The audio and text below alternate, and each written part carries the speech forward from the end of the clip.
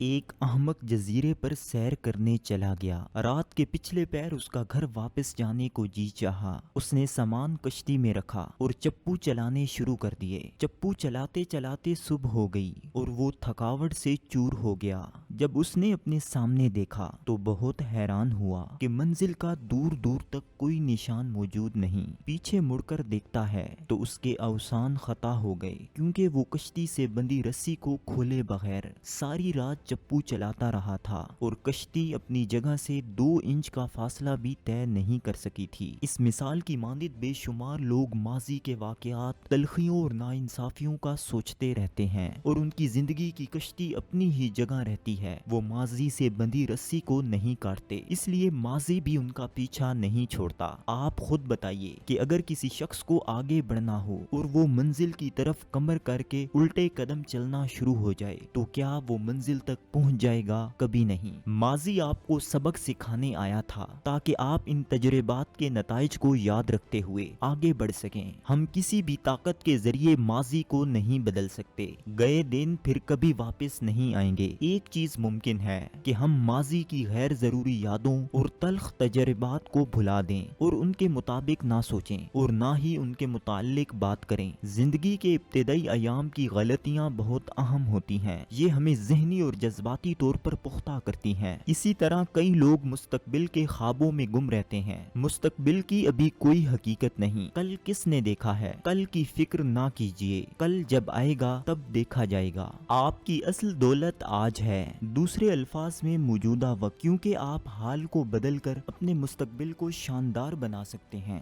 وہ وقت دور نہیں جب یہ وقت ختم ہو جائے گا۔ آنے والے وقت کو متاثر کرنے کا بہترین طریقہ یہ ہے کہ آپ حال میں جینا سیکھیں۔ واصف علی واصف رحمت اللہ علیہ فرماتے ہیں، جس نے جوانی میں اپنے مستقبل کا خیال رکھا اسے بڑھاپے میں حسرتوں کا شمار کم ہی کرنا پڑتا ہے۔ ہر لمحہ، ہر دن اور ہر سال آپ کو اللہ حافظ کہہ رہا ہے۔ اہم بات یہ نہیں ہوتی کہ آپ کتنے پل اور کتنے لمحات زندہ رہے ہیں، بلکہ اہم یہ ہوتا ہے کہ آپ نے کتنے لمحات اور پلوں میں زندگی بھر دی ہے اور ان سے فائدہ اٹھایا ہے۔ سب سے قیمتی لمحات موجودہ لمحات ہیں۔ حال میں رہتے ہوئے محنت اور کوشش کیجیے، آپ کا مستقبل تابناک ہو جائے گا۔ ماضی یاد ہے اور مستقبل خواب، صرف حال ہی حقیقت ہے۔ حال آپ کی توجہ کا سب سے زیادہ مستحق ہے۔ عقل مند ماضی کا ماتم کرتا ہے، نہ مستقبل کی فکر، بلکہ وہ حال کو نکھارتا ہے، اس لیے وہ بے خوف ہو کر جیتا ہے۔ بے فکری بھی ایک نعمت سے کم نہیں۔ لوگ کام کرتے ہوئے دماغی طور پر غیر حاضر ہوتے ہیں، وہ ماضی کی یادوں میں گم ہو جاتے ہیں، اس لیے ان کے کام کو پوری توجہ نہیں ملتی، پھر وہ ناکام ہو جاتے ہیں۔ کھانا کھاتے ہوئے، گاڑی چلاتے ہوئے، سیر و تفریح کے مقامات پر اور فیملی کے ساتھ وقت گزارتے ہوئے لوگ ذہنی طور پر ماضی کی پریشانیوں یا مستقبل کے اندیشوں میں غرق ہوتے ہیں، اس لیے وہ زندگی سے صحیح طور پر لطف اندوز نہیں ہوتے۔ اداس آدمی سے بات چیت کر کے آپ خود بھی اداس ہو جاتے ہیں۔ اداسی اور نا امیدی ذہن کی توانائی کو بکھیر دیتی ہے۔ پرسکون حالت میں ذہن زیادہ توانا ہوتا ہے۔ انسان پرسکون تب ہی ہوتا ہے جب وہ حال میں رہنا سیکھتا ہے۔